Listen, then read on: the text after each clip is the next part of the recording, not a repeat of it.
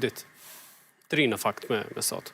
Në fakt, lufta 12 ditore kur u bë, vetëm se ju la një vegës për të ndodhur kjo, sepse bombardimi i centrale bërthamore që ju bë Iranit atëherë, ka pasur shumë analiza madje nga ushtarak amerikan edhe nga njerëz që merren me sigurinë, po ashtu nga Amerika, të cilët patën thënë që rezultati nuk është arritur dhe më tepër ka qenë një bombardim sa për të ruajtur atë krenarinë e aleancës amerikano-izraelite, sesa që e ka arritur efektin.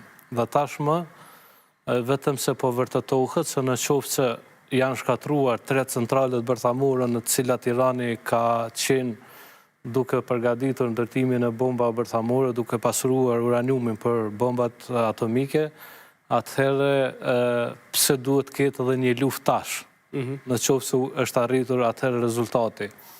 Dhe siç e kanë thënë gjithmonë njerëz të zgjuar, e vërteta është viktima e parë e çdo lufte.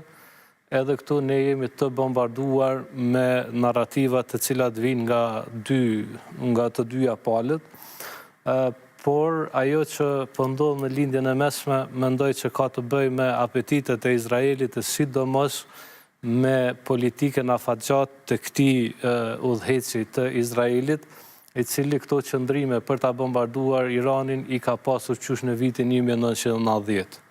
Domethënë është një përgatitje shumë e gjatë e tij për ta implikuar edhe SBA-n në ambicjet e tij për t'i goditur, domethënë, shtetet përreth. Por ajo që po ndryshon tashmë është se iranianët po tregojnë një si themi një përgjigje shumë më të fuqishme se sa në luftën 12 ditore. Në luftën 12 ditore ju kujtohet që e pati njoftuar paraprakisht cilën bazë amerikane do ta godiste dhe atë vetëm për ta ruajtur prestigjin e një hakmarrje, si themi në thonjza, por nuk ishte lënduar asnjë amerikan. Ndërkohë që në këtë moment janë goditur të gjitha bazat ushtarake të SBA-ve në të cilat Irani ka mundësi, domethënë, raketore.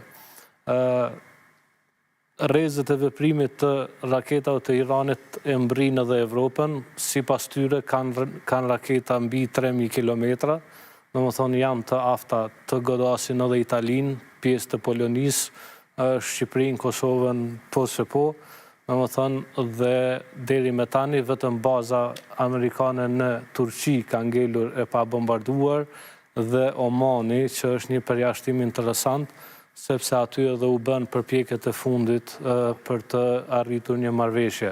Që mundem me pas laptopin LED dhe komentojmë pastaj edhe përmes hartës. Dhe shkurt, unë mendoj që në të dy rastet, Izraeli u ngut të jepte goditje për shkak se bisedimet po japnin fryte. Edhe në luftën e parë 12 ditore që filloi, domethënë ishin afër rezultate për të arritur një marrëveshje me SBA-n, por Netanyahu i ka rritur ambicjet e tij për ta pozicionuar kombin izraelit dhe shtetin e Izraelit si fuqi kryesore rajonale. Prandaj, domethënë, ai nuk do që të lë asnjë gur pa lëvizur vetëm për ta arritur këtë rezultat. E keqja e kësaj është që njerëz shumë të lartë në politikën e Izraelit tashmë i kanë vënë